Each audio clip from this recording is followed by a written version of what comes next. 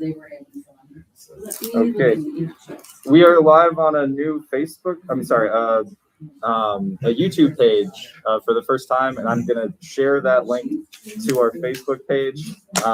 In the future, we're also gonna try to mix Zoom into it, but we're glad to be streaming live on YouTube right now. Facebook stopped storing videos after 30 days, so it's a necessary transition for us. And thank you for your patience, everybody. Anyway. Hi, everyone. Welcome to the 14th District Council meeting in February. I'm calling this meeting to order. Councilor Vargas, present. Councilor Orlikov. I'm present. And Councilor Laurent is absent. Approval of agenda. Do you approve of the new agenda? With a change, moving the report from District 14 up to after the public comment. Okay. And yeah, otherwise I approve. I approve as well. Do you want to go ahead and approve past minutes? Sure.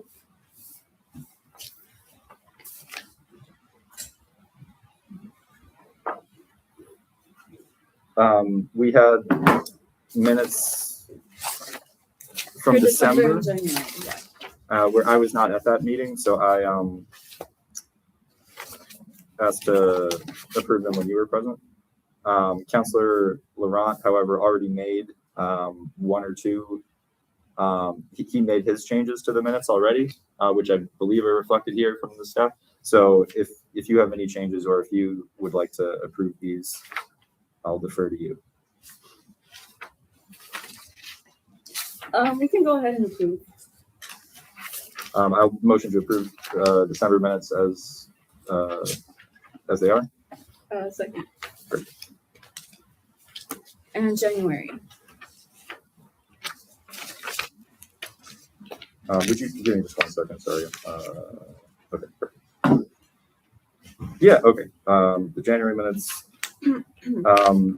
Councilor Laurent is not present today, so I guess I do wonder if we should postpone these. I can second that. All right. Great.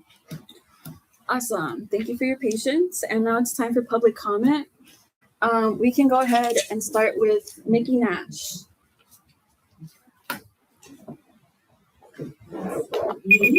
Hi. Hi, I was hoping to have a little example of how to do this before I went. Okay, we can Sure. have you go second. Okay, thank you. Let's go ahead and start with Sally Hammond. Hi, my name's Sally Heyman, and I was very interested to see Mayor Johnson's executive order regarding ICE, and I was hoping that we could get an explanation from the Chicago Police Department at either this meeting or an upcoming meeting about how they are going to follow up on their role in that executive order in terms of documenting ICE illegal actions and tracking stuff. I'm curious, particularly for the 14th district. I know we are having still, ICE arrests, detentions going on here in our area. We've had a couple just west of here on Fullerton in the last month or so. So I'm very curious to see how that's all going to work. I would really like to see the Chicago Police Department be protecting the citizens of Chicago and helping us as opposed to protecting us.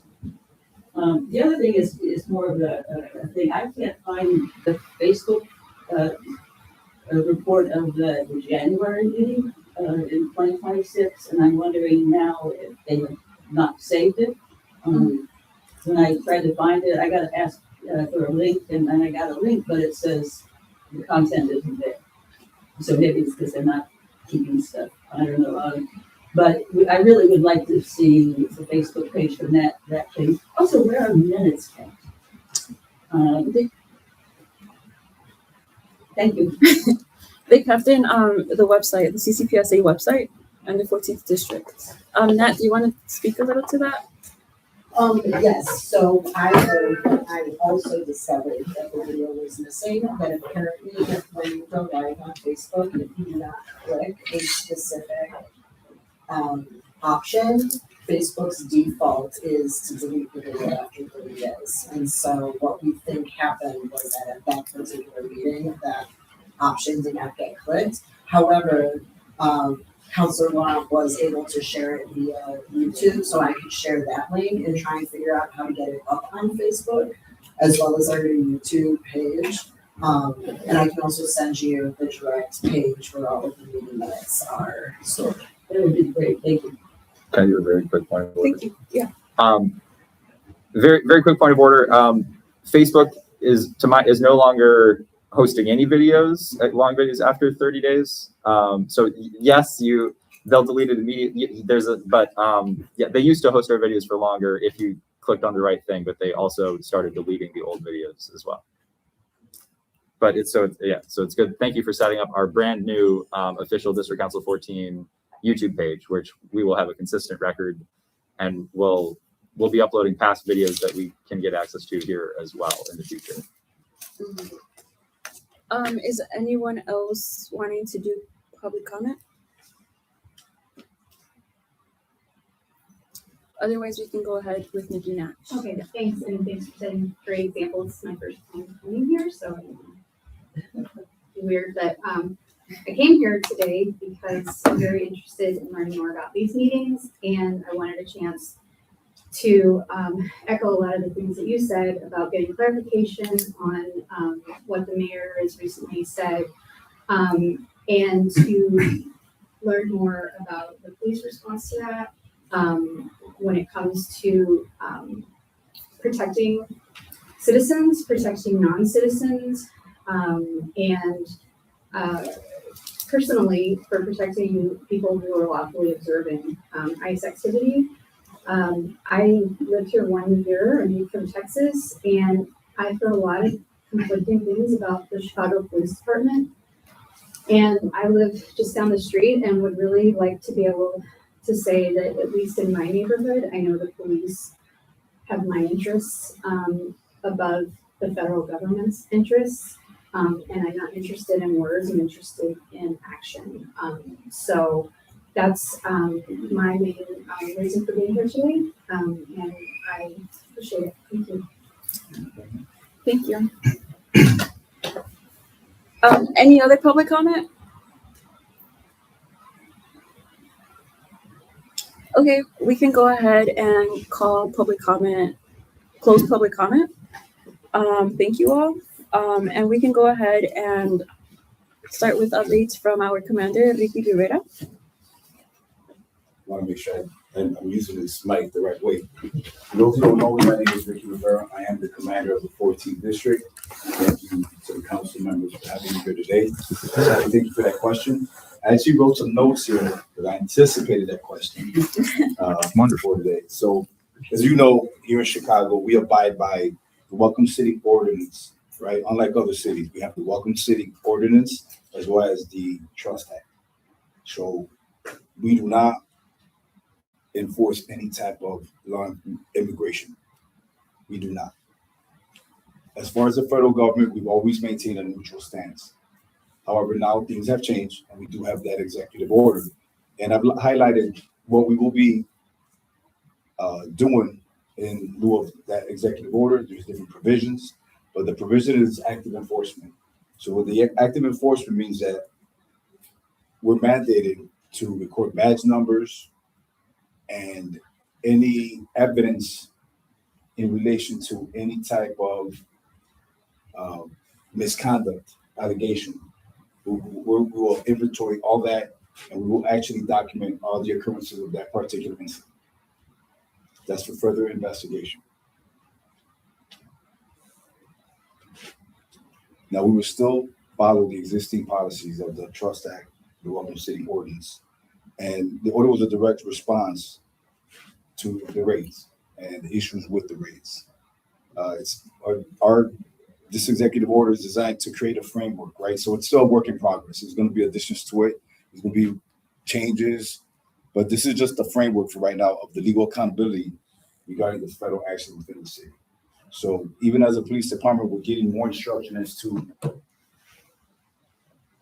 actually charges or anything brought against actual federal agents, right? So it's still work in progress. The the executive order was just signed by the mayor on the 31st of January. So we're only a weekend, right? So it's a work in progress. We're going to receive training from it, and it's an executive order. So we will abide by all the provisions 100%. We'll ensure that the officers of the 14th district have that training and follow the framework. As far as immigration, does anyone have any other comments?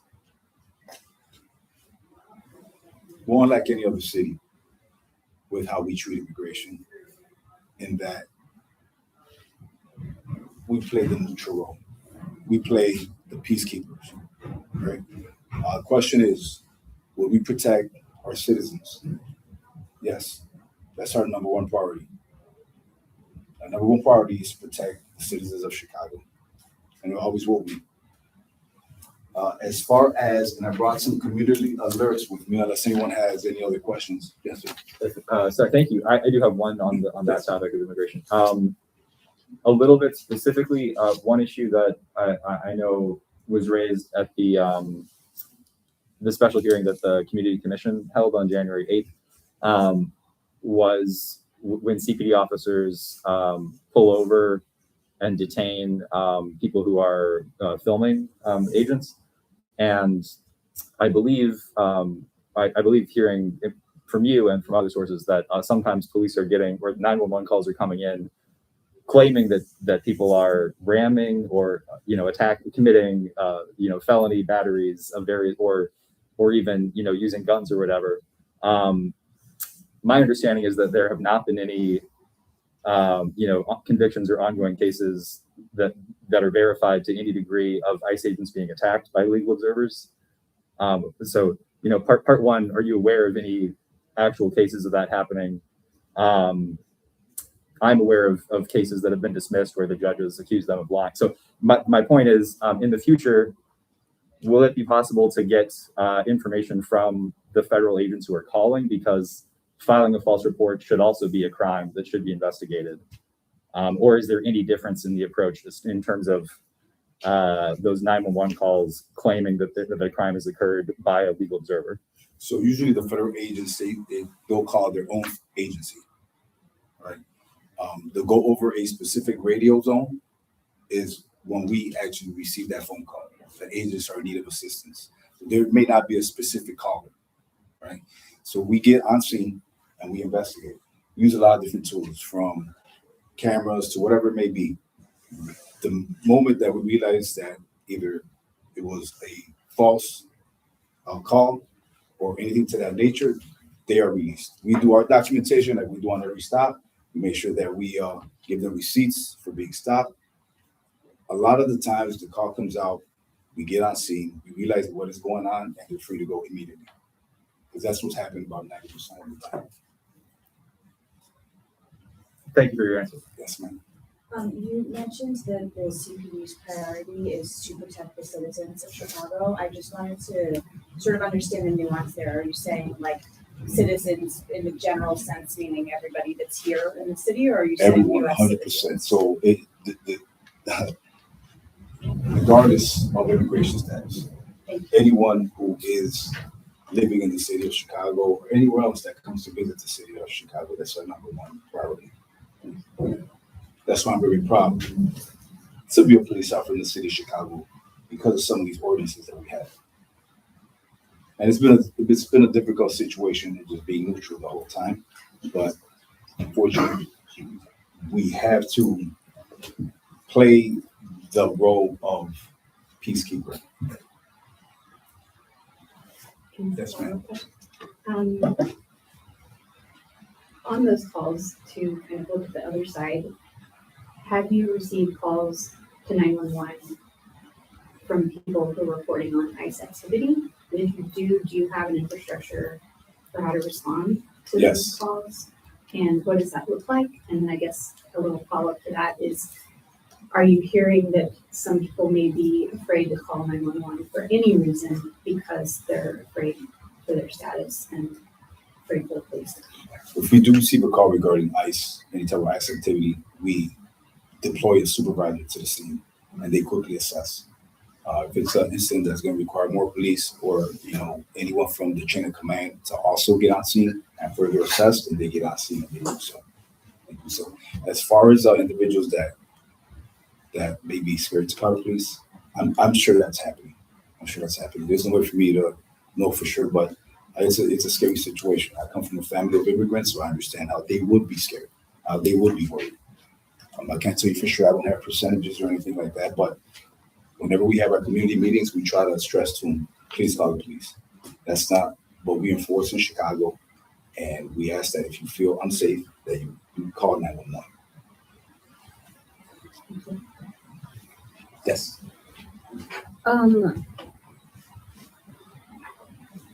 There's some concerns going around about increased ICE activity coming in March. And I was wondering how CPD plans to prepare for that and respond to that influx of ICE officers in our neighborhoods. So we're going to make sure that all the officers understand the executive order. They understand the provisions of the order. So if there is an uptick of immigration enforcement in March, when they deploy, they know what their job is. We do not get any prior information from the federal government agents whether or not they're going to conduct any type of activity, because we're two federal agencies. And as you can see, we're both on, for lack of better words, we're on both on different platforms as to how we view immigration.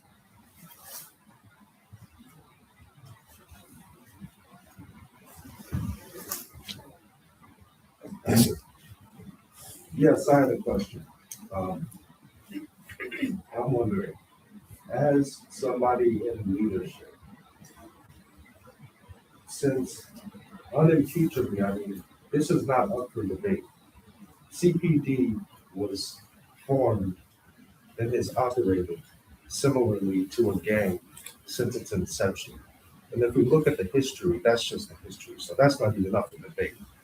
So based on that, as a professional and as a leader, what do you say to the reality that drug enforcement and gang enforcement, which drive firearms crime, violent crime, and all other types of crime, what do you say to the fact that the Journal of the American Medical Association Psychiatry says that those strategies that y'all are using isn't working? As a professional, don't you feel some responsibility to try to enact change within the organization that you run that's harmed so many people? Because decade after decade, these strategies haven't worked. And the thing is, service and development professionals need to clean up after the harm that organizations like yours do. And we are cleaning up after your job, creating real public safety. And then off the clock, we're intervening to stop the violence that your activities drive. Okay? So the main thing I want to ask you in addition to that is, if our students, if our clients come to us with complaints of things that happen, if we're able to film and monitor things that are happening, abuses of our people and our clients, if we bring those to you, are you going to do everything within your discretion to create an opportunity to directly approach those officers and seek corrective action? That's a lot of Will questions. you, Okay. will you collaborate with the council and working with them to come together with us when we are acutely aware of instances of abuse? Because we're out there working with the people and we're seeing this. Well, thank you for What your are we gonna do with the video evidence you. we got on y'all? Let's allow the commander to So- respond. Thank you. So thank you for your passion, because I'm passionate about the same topic, right? So I'm going to speak not so much like a police commander now. I grew up in the 14th district in the Humboldt Park side. As a young man, I grew up in one of the most dangerous neighborhoods that at the time, Humboldt Park was considered the most dangerous neighborhood in the United States. I didn't have a way out. I didn't have a way out. My choices were to join a gang, to go to jail, or to maybe be shot. So I joined the Marines. Now, mind you, very hard decision because that wasn't who I was. But I already had the perspective of being a young Puerto Rican man who migrated from Puerto Rico with his family, who lived in a marginalized community, and we were over-policed. I was stopped by the police a lot. And not once, even when I joined the Marines, did I think once about becoming a police officer. Because honestly, I grew up not trusting the police, right? But I got to a certain age, and I said, well, I'm going back to Chicago. I've gained some really good tools in the Marine Corps. Why not me? Why not me? So I did join the police. I joined the police because I wanted to make a change. Because I wanted to work with individuals like you from the community that wanted to change. I wanted to work with individuals like the CCPSA council members that they want to see change. I am the person you want in this position because I see it all from a lot of perspectives. I see it from an immigrant. I see it from someone who was low income. We were always chasing the lowest rent. We went from Garfield Park to Humboldt Park to wherever it may be and we could live. We had 7 to 8 Puerto Ricans in an attic, and that's how we managed. So you can see how my passion is a lot like yours. And I thank you today for commenting. So then I became the police. I worked in the trenches, bad neighborhoods, good neighborhoods, mostly bad neighborhoods. Good people, rough areas, right? Just rough areas, poor areas. So I learned, I came up the ranks. So now that I've been blessed, with this position, I'm gonna do whatever I can to connect with the community and do better. Do better in your eyes, do better in your eyes. Still being the police, so there's policy and procedures I gotta abide by. But you guys already know when we have to discuss anything, we're always gonna find a happy medium and treat each other respectfully. Because I know the grind. And I understand that passion that you have because I grew up with that same passion. I just bottled it up. And now I've been blessed to have this opportunity. So whenever I can speak on behalf of the 14th district or any area of the city, I've worked in the Gresham area. I've worked in Inglewood. I've worked in the Austin area. I've worked in some really tough areas. I'll do whatever I can to speak for those people. And yes, if I see that officers are not doing what they're supposed to, I do hold them accountable. We go through training. We start with training. Training doesn't work, then we're going to go through every stage that we need to make sure that we have officers here that are professional and they're dedicated to serve the citizens of Chicago. Is there anything else that I left out? There was a lot of questions there for me. Can we contact you directly when they humiliate and abuse our people? So- We're responsible for it. So there's a process, right? There's a process as far as making complaints in Chicago, but it's a very transparent process. If you record anything, obviously you're free to record. But if you see that there's any type of misconduct or there's any type of allegation, you can either call the station, you could go through the COPA website, you could do one immediately. You can come into a police station, you make an allegation there, you can do a complaint there, and they will register your complaints, or COPA will. I'm not sure if COPA does it over the phone. I believe they do it over the phone, right? They do. COPA? Yeah, I don't want to misspeak on that, but they do it over the phone. They do phone and online forms. One thing I will say is that we're very transparent as a police department. If the complaint is issued, you'll see the complaint. They'll give you a complaint number, and then you can go ahead and track it all the way through. Sorry, I got a little long with it, so I apologize. But Thank you. Are there any other questions around immigration? And we can also discuss a little more after the committee. But I think you said that you had other topics that you. I just have two, and this is just community safety alerts. One is for burglaries from motor vehicle. So I made some notes here. So vehicle owners should invest in, if you have a Honda Civic. So we've experienced many burglaries to auto, and they're stealing the airbags out of Honda Civics. Like that's something that's a big uptick on. So if you do have a Honda Civic or any vehicle that is on the hot list of airbags being stolen from, you could invest in an anti-theft device for the steering wheel that lays over the airbag. Now, what I'm looking to do with my CAB's office, pretty soon we're going to have a specific day for motor vehicles, and that we're going to try to get these anti-theft devices and give them away for the community. So we'll be in contact regarding that, okay? So it's a work in progress. I'm looking to do something like that sometimes in March.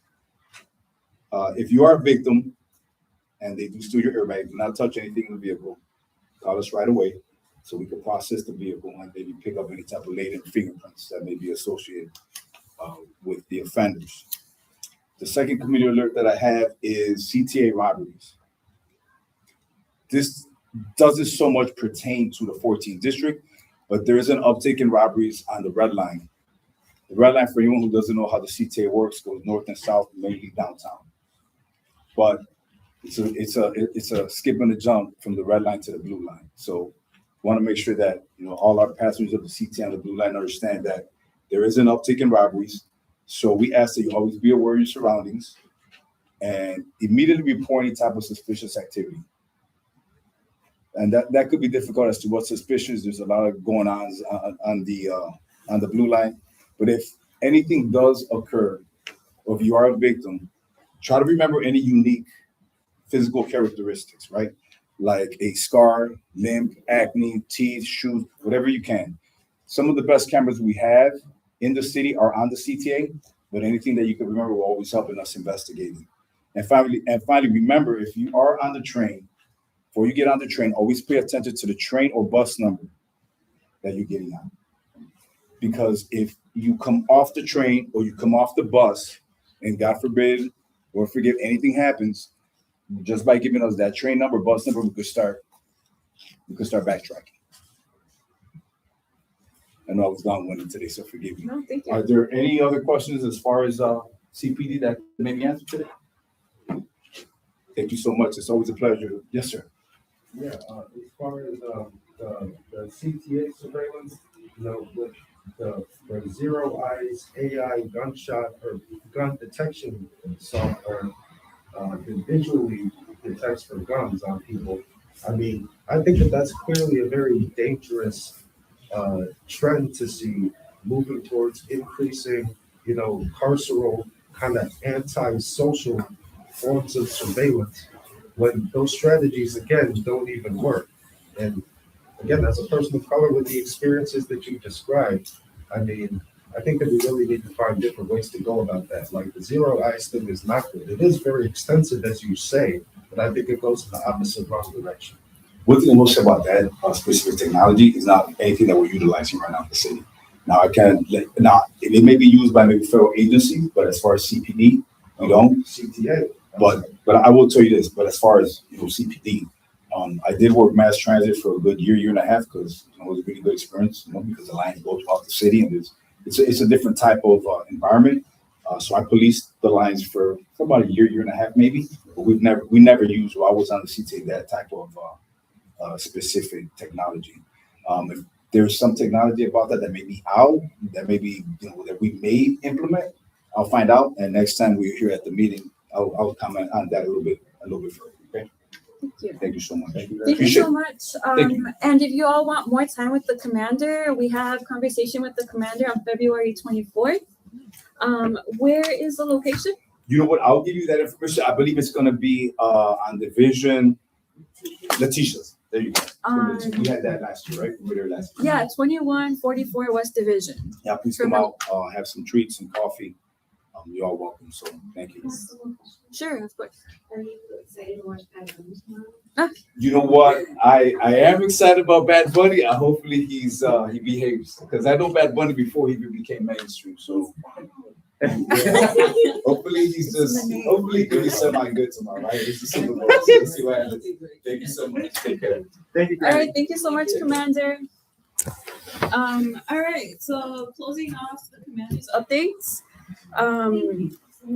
We're moving on to reports from the counselors. So do you want to go ahead and start, David?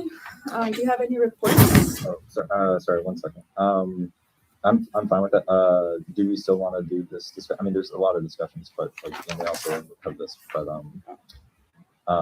do you want to do that after counselors, or do you want to skip it? I guess we can do it after the updates. Okay. My updates. Thank you. I attended a few marches in the district. One of them, I shared a video on the council's Facebook page. Another one I didn't share. There was a bike ride in honor of Alex Preddy that went from the 606 at Ashland to the VA hospital, where previously National Nurses United had set up a vigil and a memorial for Alex Preddy. So yeah, sorry. Besides that, a couple quick things. A number of the Northwest Side alders and commissioners, as well as I believe State Rep William Jimenez, released a statement calling for our Cook County State's Attorney Eileen O'Neill Burke to investigate misconduct by federal agents. Yeah, we heard about Mayor Johnson's order. Also, additionally, an attorney named Cheryl Wycall has filed a lawsuit against Eileen O'Neill Burke, our state's attorney, claiming that she has failed to do her job by not prosecuting pretty straightforward crimes committed by federal agents during Operation Midway Blitz. That's a new thing, so there haven't been decisions on that yet. That's enough. Thank you. For my updates, I guess I want to begin just by asking for a moment of silence. This is to honor Silverio Villegas Gonzalez, Alex Preddy, Renee Good, and Keith Porter, victims of public killings carried out by federal police. Dozens of people have died in detention centers across the country, each of them a person with a life, a family, and a future that was violently stripped away. So this moment of silence is about remembering them and grounding ourselves in why we fight and insist on police accountability.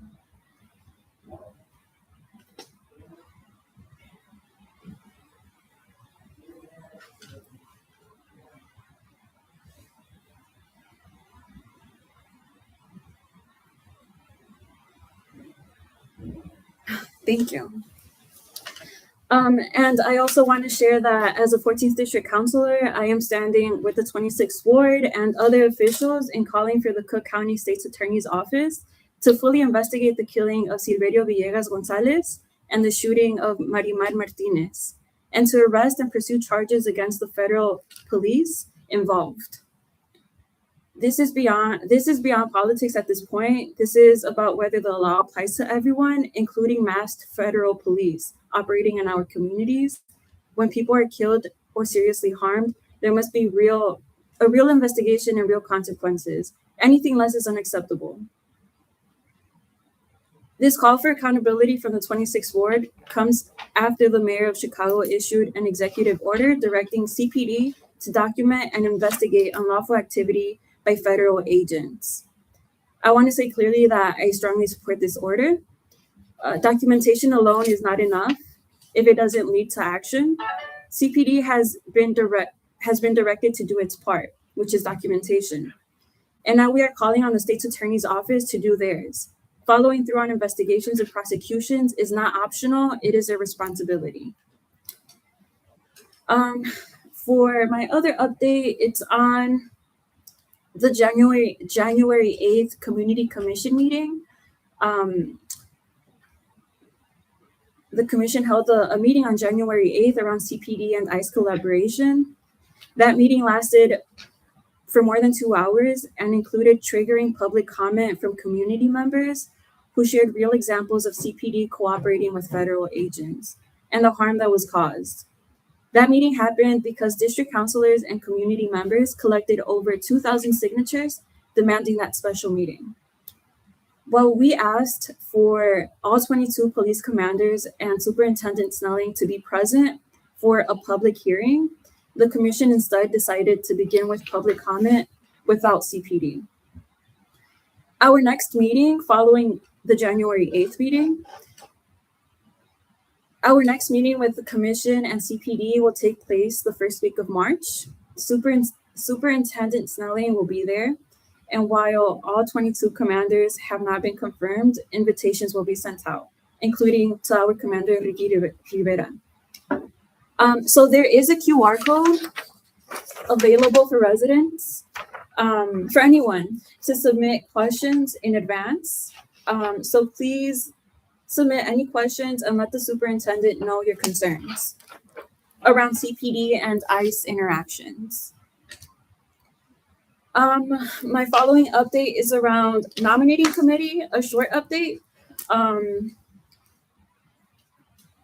We will begin reviewing the submissions for 2 youth commissioners and 1 Northside commissioner. We will begin scoring the applications and discussing candidates. The committee will meet on the 17th and the 19th to narrow down who we want to move forward to the mayor on March 8th. And then the mayor will have till April to decide who he wants to put into these commissioner roles. And then early voting. I want to share early voting information. Early voting opens on the 12th at downtown locations at 137 South State Street and 69 West Washington Street on the 6th floor. El Centro Northeastern location will open on March 2nd. So please make a plan to vote and engage your committee person who is tasked with increasing the vote in the neighborhood. And then finally, I do want to end with something practical. If you ever find yourself asking, what can I do to help my community push back against rising authoritarianism? One answer to that is by starting off by calling your representatives, especially your members of Congress, either to thank them or to push them.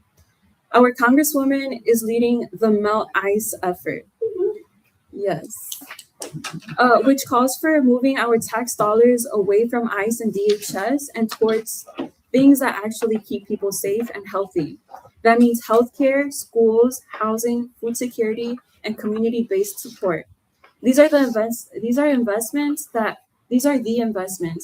that prevent harm and crime in our communities and put people first. So if you have time, call your 14th District Congresswoman, Delia Ramirez, and thank her for her relentless advocacy on behalf of our community. If you're interested in learning about more directly protecting your neighbors, you can also contact our 14th District Senator's office, Graciela Guzman, to ask about getting trained and vetted to join our Northwest Side Deportation Defense Network.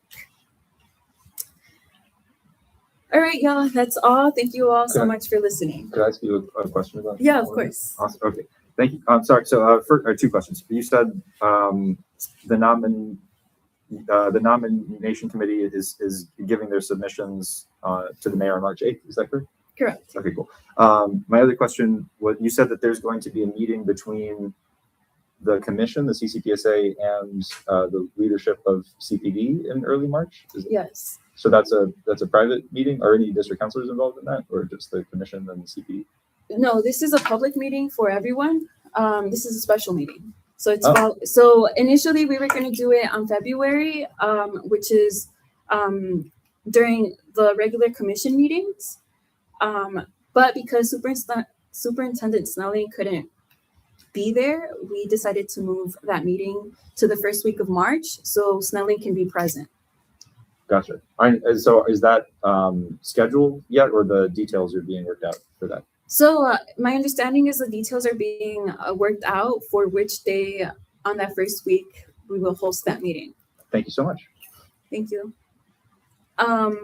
Any other questions? Sure. I appreciate hearing from both of you about the call for accountability from the state's attorney. Can you explain a little bit more about like what the function of a call for accountability is and like what we can reasonably expect? Like, is there any obligation from Burke's office to respond to that, or how does that work? Well, I mean, first and foremost, the state's attorney is an elected position. She was elected fairly recent, or at the same time, is that? Yes. No. A couple years ago. I believe she still has probably at least 2 years, 2 or 3 years left on her term. I do not know if and how an official recall process could happen, but that's generally the only way that you can get rid of an elected person. However, so people who are elected sometimes do feel like they need to be accountable to political pressure or, the will of constituents who may or may not be voting for them in the future. So, we can always hope that people can be moved in different ways. In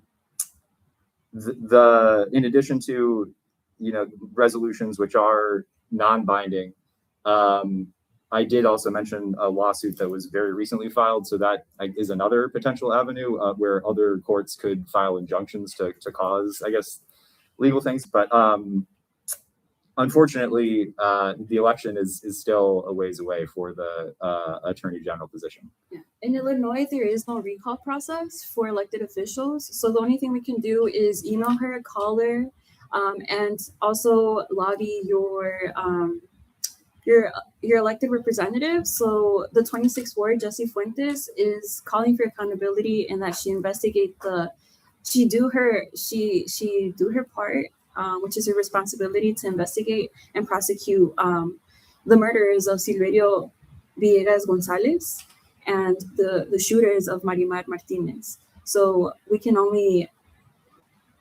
do public accountability and hold her accountable for her responsibility as a state's attorney. Just to follow up, are you aware if there's either any other states that are pursuing similar, like trying to prosecute federal agents, and or if there's historical precedent for states prosecuting federal agents? I believe Chicago is leading in that way, where I don't know if we are the first to call on the state's attorney to arrest and prosecute federal agents, but I know we are leading in that way, because during city council's their immigration refugee committee, they held a meeting with Minnesota and with another state.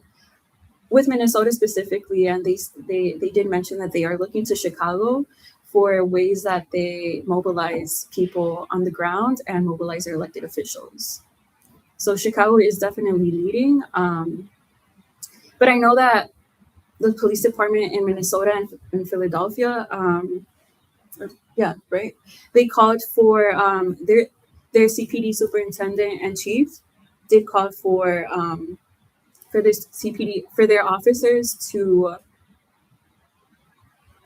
protect civilians. So they publicly came out and said that they are standing with civilians and not with federal agents, and that's what we want CPD. That's what we want to see our superintendent. That's what we want to see him say, to publicly stand with citizens, with Chicagoans.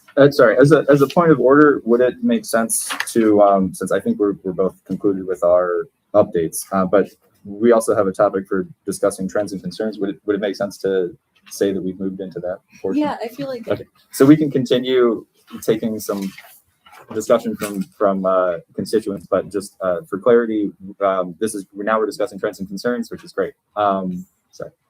I have another. Is this on the same topic? Yes. Okay, then. Sorry.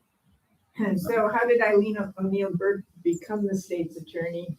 She defeated Kim, and I forgot her last name. But sorry. Kim Fox? Yes, Kim Fox. And it was my observation that for years, the Chicago Tribune took every opportunity to publish negative articles about Kim Fox and never published anything good that she was doing. So I think that there is a lot that can be done in the realm of public opinion, although it's really hard to go up against the Chicago Tribune in terms of how much coverage they get. But, writing letters maybe can get put in there or whatever. Mm-hmm. I will say that the state's attorney's office will be at our meeting on March 21st. So this is another way to hold them accountable and make public comment demanding that they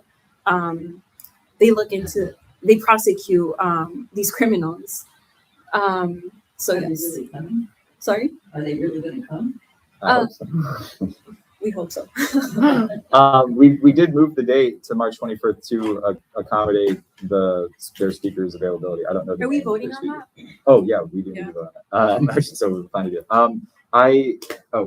Really quickly, I think that what you said is correct, but as a technicality, Kim Fox did not run in the last. She declined to run for re-election, but largely, I would say, it had something to do with attacks, that she had taken. Despite we have heard in this council and some of the positive gains in the Pretrial Fairness Act, including from the Cook County Public Defender's Office when they spoke previously here. A couple I don't recall if you've mentioned this specifically, but in Minnesota, there has been ongoing, discussion about if there should be prosecutions for agents who killed Renee Good and Alex Preddy. The federal Department of Justice is typically supposed to prosecute federal agents in these types of cases, but they made it clear that they would not do any investigation. 6 federal prosecutors resigned from the Department of Justice because of the lack of investigation. In Minnesota, their prosecutors recently demanded evidence from the FBI. The FBI has,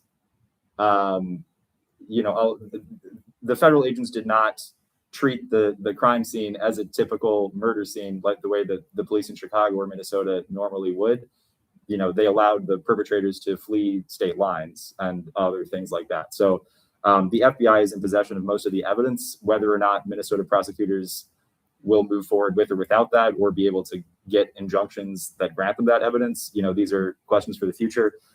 In the Northwest Side elected statement, they did mention some other jurisdictions where states' attorneys had made pledges to go after federal agents if they commit crimes in their areas. I believe that those statements, there was some group of maybe 7 or so counties in different places, and so they were calling on our state's attorney to join with them. But it is different in that Chicago has already experienced this, and there are other places that have not experienced killings to this degree by these agents. And Chicago has also, hopefully, lastly, has led in being the first place to prosecute an agent, although it was for an off-duty agent who violently attacked the lawyer, civil rights lawyer Robert Held, at a gas station, tackled him to the ground. He was recently, charged with misdemeanor assault for that, but only after public pressure and because of the high profileness of the case. Also, just to correct or to add on to what I had said previously, we certainly are not, no elected officials can use any public platform to advocate in any way for voting in any way or the other. We're in an election currently, but no matter who is our state's attorney, no matter how elections go, we rely on them to uphold the law and to, act in good faith and in certain ways. So, this is the state's attorney that we have. No matter who that happens to be, they need to act in a certain way. And if they aren't, then, they're going to hear about it from a lot of people. Building on what you mentioned about the power that the Tribune had in changing our state's attorney, when you all do something like this call for accountability, do you contact the press and say, district councils are calling on the state's attorney and try to get them to write about it? That's an option. We definitely have done that in the past. In this case, the 26th ward is leading it. So the district councils can do their own thing and contact the press, of course. But it's all yeah, that's definitely a possibility. I am also introducing a resolution that I will read during our votes later on, but Protect Chicago from Fascism, that calls on, it calls for abolishing ICE and CBP and DHS and ending all types of collaboration between CPD with agents beyond the welcoming ordinance and having COPA do the investigations instead, and also arresting and prosecuting killer agents and those that commit crimes. But district councilors have done, district councilors also work with city council to introduce legislation that would shift the jurisdiction for investigating the welcoming ordinance violations from the Bureau of Internal Affairs within CPD into COPA, the Civilian Office of Police Accountability. district councilors were also, involved with the mayor's executive order. And like I said, I plan to introduce a resolution today.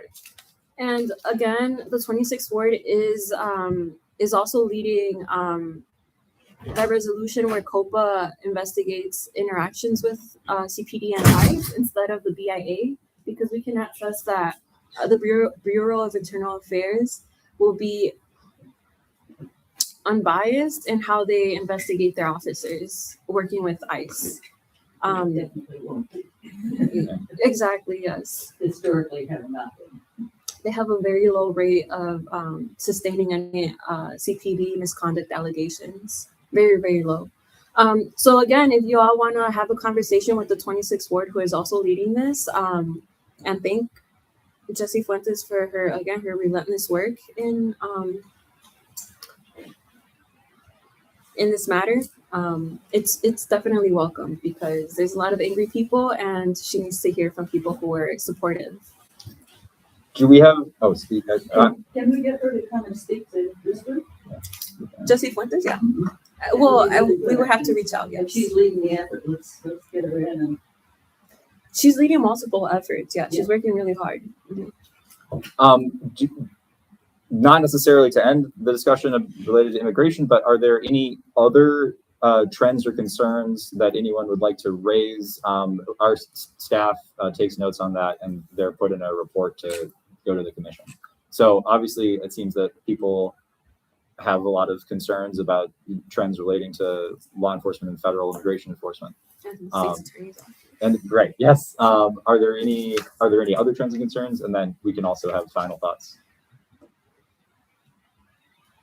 Jason, if you don't say. Yes, I wanted to share something.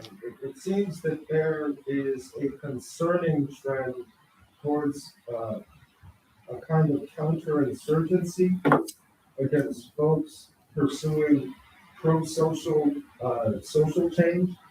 And when we talk about the Tribune, that brings up to me the fact that many organizations, players, and actors didn't see fit to protect Kim Foxx and the issues that she was a proxy for that allowed her to be vulnerable in the first place. And to make this point, when people choose to abandon Black people and Black issues, and then fascism grows, and now we're in the position we're in now, and they're being ignored again, when that happens, people always say, oh, it's not strategic to address these issues. Such and such isn't strategic. And they have all the erudite language in the world to express that. But to paraphrase Sadet Harry, strategic is a word too many folks use when they mean, I think you're an acceptable sacrifice so I can remain comfortable. And that's what all this disgusting, disqualifying, organizer brains rhetoric is about. Another way to say it would be to paraphrase Khadija Silver, who said, strategy depends on the intended goals and outcomes. And folks in Chicago's so-called progressives and abolitionists and organizers, their outcomes have clearly been self-preservation. And so the Tribune wouldn't have been an issue if folks had taken Black folks' issues seriously to begin with, and now the cycle is repeating.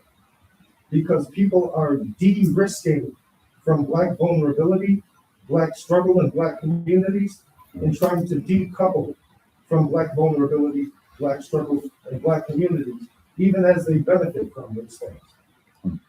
Wow. And so the question is, if we don't want to repeat the cycles that we've seen with the Tribune and Kim Foxx, are we going, are y'all going to uphold civility politics? Or are you going to try and dismantle that as a patriarchal, white supremacist, anti-Black construct? Because what happens is people could tell the truth to the Tribune or other folks who don't want real public safety. They could tell the truth, and just like when a cop stops you, they could say anything to deflect or divert attention because they control the situation. And so those same dynamics that you see in a cop stop, when you're pointing out facts and the truth, it just doesn't matter. It's rendered irrelevant. All right, thank you, Jason. Are there, Yeah, on a different note, during the pandemic with some emergency funding, we got a very small amount of care teams here in Chicago. There's a non-emergency number that, an emergency number that's non-police that you can call when someone's in a mental health crisis, and there's a non-police trained response, which is really amazing thing to exist. Chicago's a pioneer in that, and the mayor made a campaign promise to expand that citywide. It's only available, I think, in something like 6 rooms right now, or maybe it's districts. In any case, the mayor has now come out and said that that is going to be expanded citywide, limited hours, but it will be available citywide by the end of March. And so I just think it's something for folks to be aware of, to keep the mayor's office accountable to that sort of updated, more specific promise that we should have it citywide by the end of March. Thank you. yes, thanks. And I believe CARES is still accessed through 911 through OEMC. I believe so. Right. But wait, if you call request non-police response CARES. I don't think you can here. I don't think we're. Oh, right, not yet, right. Team. I'm not 100% sure, but it should definitely. When be it comes able to online. do it. But yeah, it should be available. It will only be on weekday and daytime hours, unfortunately, still, but at least citywide. And the other number that may sometimes be useful is 988 for mental health response. This is, this thing that's supposed to be expanding is CARES. CARE. It's an acronym for something. I think I've seen it in all caps, but it's just the word CARE. It's like Chicago Alternative Response and Emergency Services, something like that. Something like that. Yeah, CARE teams. So there's they're teams of social workers essentially who are trained in mental health crisis response, so that you can get someone who can come and help and de-escalate versus treating the person who is having an episode or whatever it is as a criminal responding.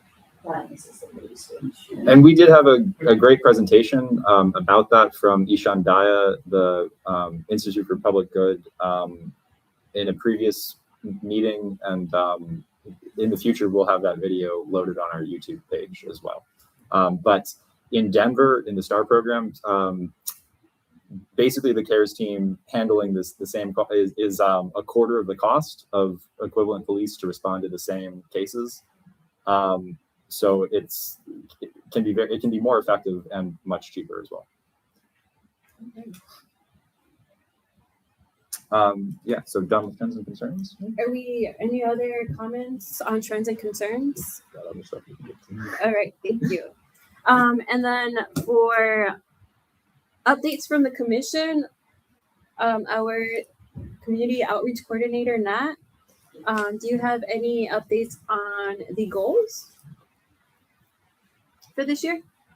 Do you want me to just report on the goals or the other things as well? Yeah, what you got? Mostly just to echo what Councilor Vargas shared about the January 8th special hearing, that follow-up meeting will happen the first week of March. In addition to the QR code up there to submit questions, we've got one posted in the back, and we've got extra copies of the QR codes if folks want to take them with them to have questions from other folks. At January's full docket meeting of the Community Commission for Public Safety and Accountability, they also nominated Lakenya White as COPRA's chief administrator. So I believe that's going to the mayor's office to approve before it goes to full city council. And she is the current interim. Correct. Since they recommended the removal of Kirsten. Yes. And they also voted on Chicago CPD's 2026 goals, which include the following. There were 4. The first is strengthening investigations, public awareness, process, and outcomes, which includes objectives to increase public awareness of the investigative process and create clear, accessible pathways for the community to assist in solving cases and reporting crimes, as well as strengthening forensic evidence collection, analysis, and storage.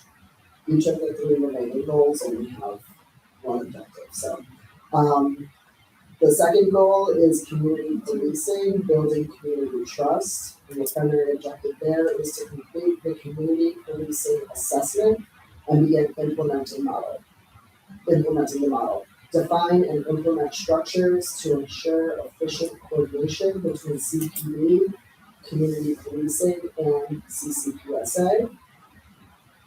The third goal also falls under community policing, under supporting CARE implementation. And CARE does stand for Crisis Assistance, Response, and Engagement. That was not close. It's okay. You had the right letter. You had all the words that began with the right letters. And the objective there is that CPD actively participates in the city's crisis assistance, response, and engagement working groups and relevant meetings to ensure efficient collaboration. And then the last goal is understanding and addressing use of force and firearm pointing increases. The primary objective there being that CPD will analyze and publicly report on factors contributing to the increase in reported uses of force and firearm pointing incidents. And for anyone who's interested, we can also, this information is available on the CCPSA website. And I can share it under this meeting, the documents included in this meeting site as well, which is where those minutes will be for you, Sally. And they're supposed to report on those quarterly. Correct. And I will say, so I didn't read, it's not fun to read a graph to an audience, so I didn't. But each of those goals and objectives are then broken down into like quarterly kind of like milestones. So you can check this out. Thank you, Nat. Okay, moving on to hearings and discussions, unless there's any questions. Okay, so hearings and discussions, do we have anything around police accountability? I have one item there. The Free to Move Coalition and Impact for Equity released a short report or a fact sheet on Chicago's traffic ticket racial gap. So there's definitely a racial gap in traffic stops by themselves, but there's an additional gap in the tickets that are given out or whatever. And 45% of traffic tickets from January 2023 to October 2025 were given to Black drivers, despite them only being 29% of the population. And white drivers are the largest percent of the population, but are receiving the fewest tickets. And they have more information on their website on freetomove.com. Thank you. Sure. For me, I'm collecting signatures for a petition for a special meeting with the Community Commission for Public Safety and Accountability. This is around victim services, where CPD detective practices related to violent crimes, investigation, survivor and victim rights, and case clearance rates. That's what we want the hearing to be focused around. Last year, my colleague and I in the 12th District, Leo Quintero, tried to move forward a priority for the commission around victim services, a bill of rights a victim bill of rights and a Chicago victim bill of rights. Forgive me.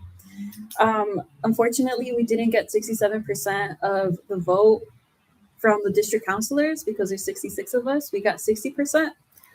So now we'd like to move forward with a special hearing with the commission around victim services, specifically around detective practices and the communication with victims. So if you'd like to support this special hearing with the commission, please sign my petition. We need 2,000 in order to move a special hearing forward. And this is something that has been very important to constituents in this district as well, in part because of a perceived lack of engagement from detectives around a series of sexual assaults. And, we heard a lot of horrible stories from people who said that their cases were not filed properly when they were attacked by strangers, and also that they were not able to get information, or that detectives were not getting back to them. So that's one reason why this is so important. Yes. Yes. Also, I've been fighting in my local beat meeting to get sexual assault and domestic violence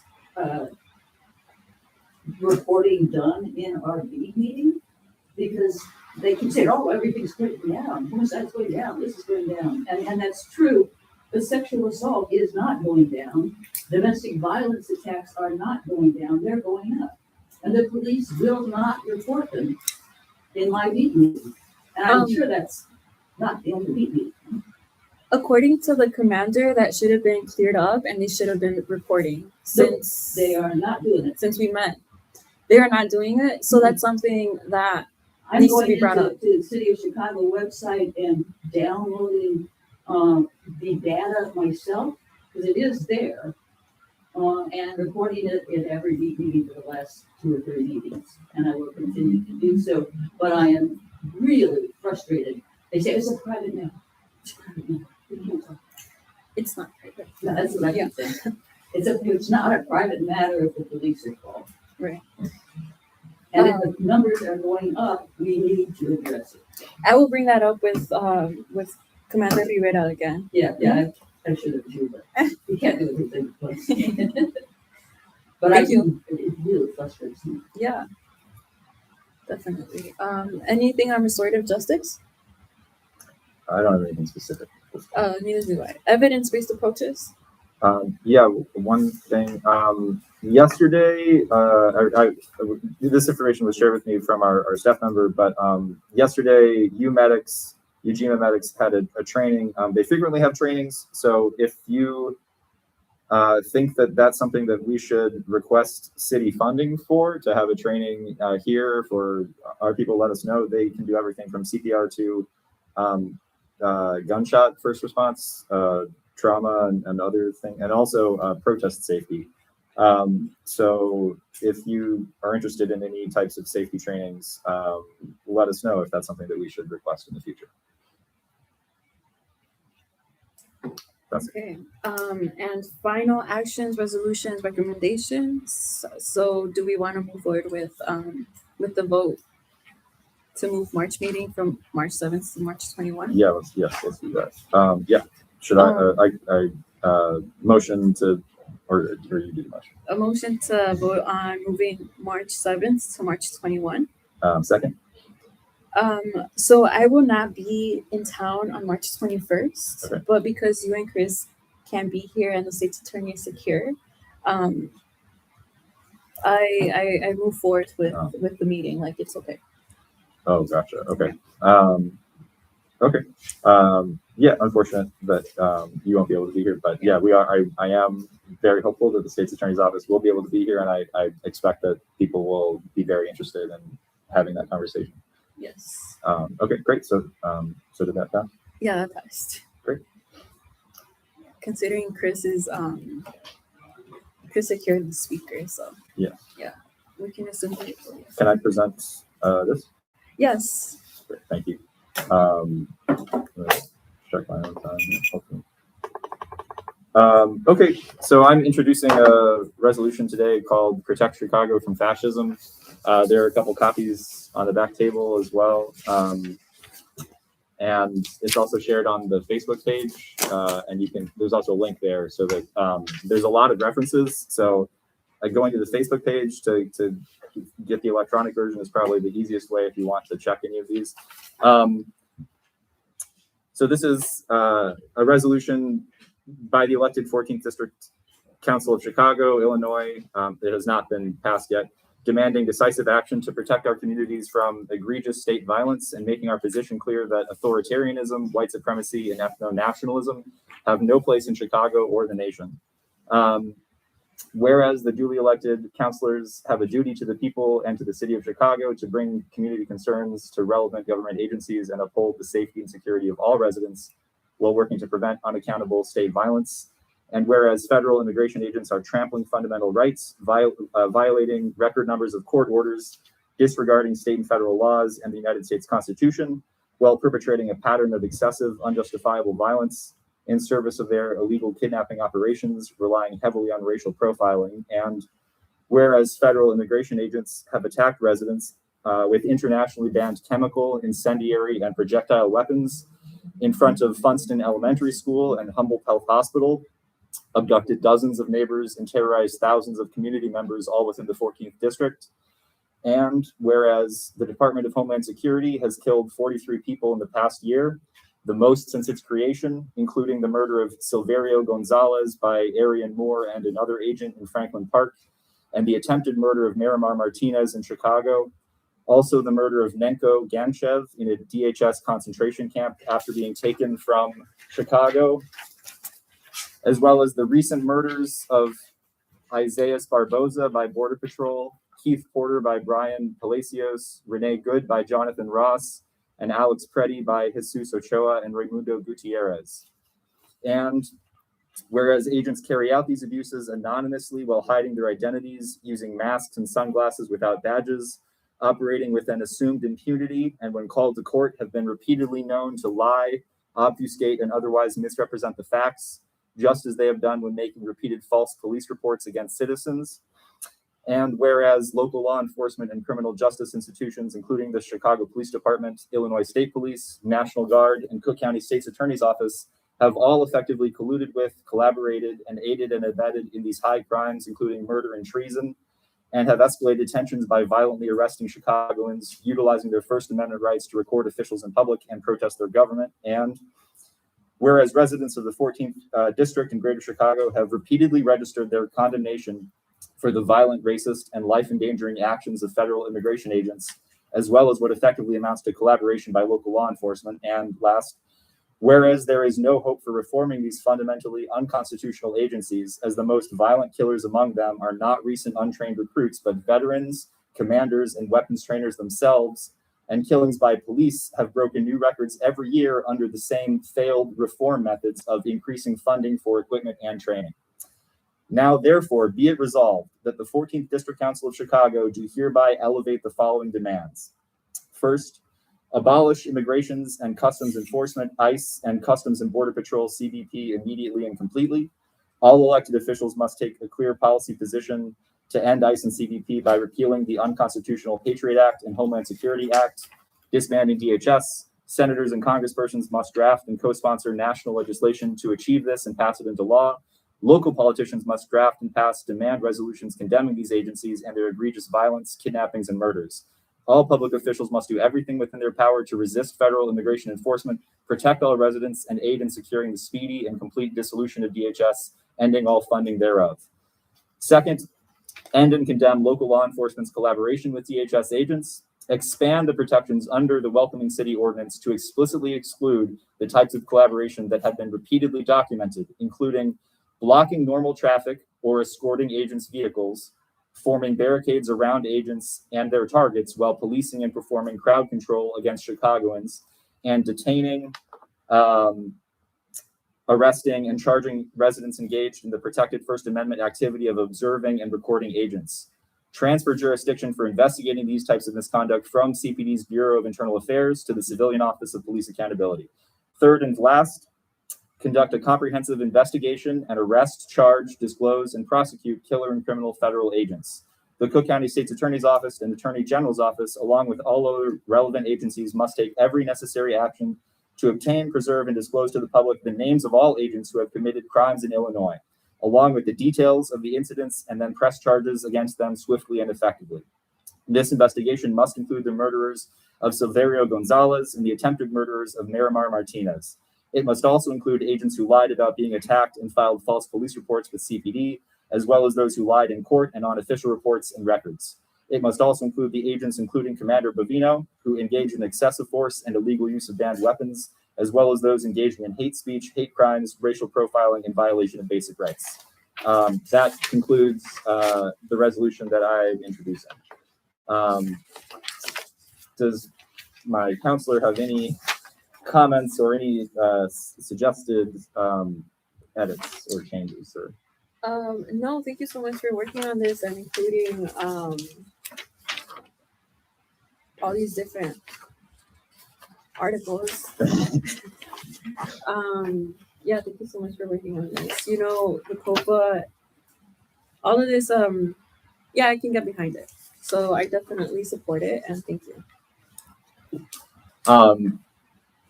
I thank you. I think that we are maybe moving to wrap the meeting pretty soon, but if does anybody in the audience have any comments or concerns? Yes.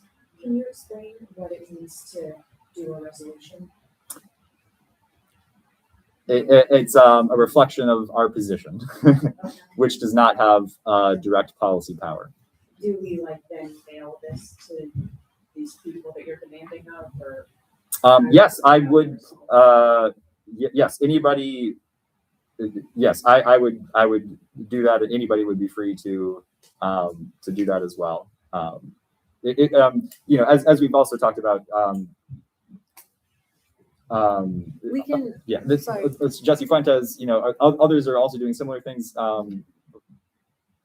And it's I'm sorry, what were you going to say? No, we can work collaboratively with the different government agencies who are also working on these same issues and who have the same stance. So it's just adding on to the accountability for the state's attorney's office, and it's adding on to abolishing ICE, which is the Melt ICE Act, right? So definitely support it, and I'm here for it. So yeah. Thank you so much. The collaboration, I think, yes. What this would enable us to do would be to collaborate directly with people like the 26th Ward Office and the other efforts, because currently we are not able to say that the District Council stands in solidarity with the efforts to shift jurisdiction for investigating CPD from BIA to COPA. If we were to pass this, you know, then we could make that as a clear statement, and it would be accurate for the council. Yes. We can fight for the commission's priorities as well. So it's just about adding on to these calls for action. Yes. Are we gonna try to get other district councils to support this and send it on to the CCPSA? I think that this certainly could serve as a model if any other councils are interested. This is a resolution for our individual council, so I don't know that they need to sign this resolution. They could do their own in terms of making it a priority for the commission. That certainly could happen, but I would probably leave that to some other councilors to lead. So though I do support it, I would like to hold off on voting for it because I would like to hear from our co-councilor Chris and see where he stands on the issue, because people do deserve to hear from the other council member and see where he stands on this. Sure, that makes sense. But it does also sound like we won't be able then to have a vote with all three of us at the March meeting either. Maybe I'll be able to bring it up again in March for any comments that he has, but I guess we'll be looking to vote on it further in the future if that's the case. Yeah, if there's anything, like, you have my yes now, so if you want to vote on it with Chris in March. I don't know if we can do something like that, but yes. I have never heard or thought of any type of deferred, delayed, partial vote. I am not sure if that exists. We can talk to our legal counsel, Sure. but I don't think so. Well, we can engage our legal counsel on that. I was also planning to add, I guess, just this to our normal letterhead, but also adding a section at the bottom to for us to sign it, I guess, or if we, right, the individual councilors to say if they approve it or not. I like that idea. Yeah. Okay. Hi. Really glad to see this. I got it a couple days ago from someone else, and I've been sharing it around people I know, because I feel like people just want to see somebody make a statement like this. I'm really glad it's coming from here. This is the kind of thing though that I want to see, like, all the way up to the top, you know. So it's got to start somewhere. I encourage y'all to vote on it sooner than later, because it is a very powerful statement, and it seems like it'd be good to be able to say, you know, it's been made, rather than you working on making it. And then I just had a slight wanted just to point out that there's only one in and Renee Good's name, so you might want to take that out Oh, thank you for that. in advance, and if you can put the little if over the E, that's cool too, Yes. but mostly just the extra one. So there's not a second E, and sorry, what was you said an There's accent? not a second name, there is. Oh, Yeah. Just Too one many N's. R-E-N-E-E, and then there is a, There's accent. on the second to last. oh, I'm assuming. R-E-N-E accent E. Yes. Sorry, thank you. That's embarrassing. no, it's. Oh. I just wanted to follow up on why we wouldn't be able to vote on it in March. I just want to make sure that I'm understanding. Because we were gonna vote on it, but Chris isn't here. But then in March we can't because you won't be here. Yeah. Um, So I think that maybe, like, you have my yes now. I'm voting for it. But I'm gonna engage legal counsel. Before you say no, we gotta ask legal counsel. Could you perhaps join like our Zoom in March? You know, I can try, but where I'm gonna be, there might not be any Wi-Fi. So so it's maybe, so we could not have done it today. we can do it today, but I do want to see where our co-consular lies on the issue, because we have a right to. The constituents have a right to know where he stands on that. I think it's important. Yeah. Or really quick, I think one possible benefit if we were to vote on it now, then we would have a clear position that we could also communicate with the state's attorney's speaker. I can sign my name onto it, like if you want to add signatures, and then at the March meeting, ask Chris to sign off on it. Like, I think that makes sense. Yeah, sure. I can Yeah. definitely if we vote on it now, I could definitely still present it to Chris on the record and Yes, ask yes. for his position. Yes, that would Okay. be a great idea. There's two of you, so you're a majority, right? Yeah. You vote on it, you pass it. Yes. Okay, let's vote on it Okay, great. and sign my name off. I like that idea of signing names. Call to pass this motion actually with a couple changes with the corrected spelling for Miss Renee Good. I also have added a couple other sources that are not in this printed version, but that are online. Motion to pass this resolution. Second, Awesome. it passes. Or those in favor? Those in favor? Yeah. I'm in favor. Aye. Oh, right. Okay. Aye. Great. Thank you so Should much. we like sign? Yeah. Let's sign it. And... Ooh. Thank you for working on that. So, Woo. Do you want to? I would like to skip the communication bylaws for now, unless you really want to do it. we can skip it. Cool. So, motion to adjourn the meeting. Yeah, and then we also just announce the next meeting. Oh yeah, final announcements. Could you hold up the flyer, Nat? Our next meeting, is officially on March 21st, and we are at the Wicker Park Bucktown Library, 1701 North Milwaukee at 1 p.m. So that's Saturday, March 21st. And we are expecting, very excitedly, a representative from the Cook County State's Attorney's Office. And again, please scan the QR code for the meeting with the commission and CPD in the first week of March, and submit any pre-submitted questions to Snelling. And we will have this resolution that we passed on our website soon.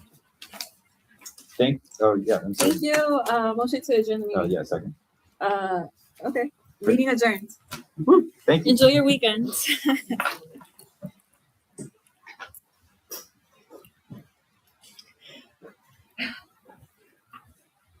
That's accountability. I'll let you do it, sorry. No, you're fine. I'm like, I don't want it live anymore. Different kind of accountability. Yeah, you should also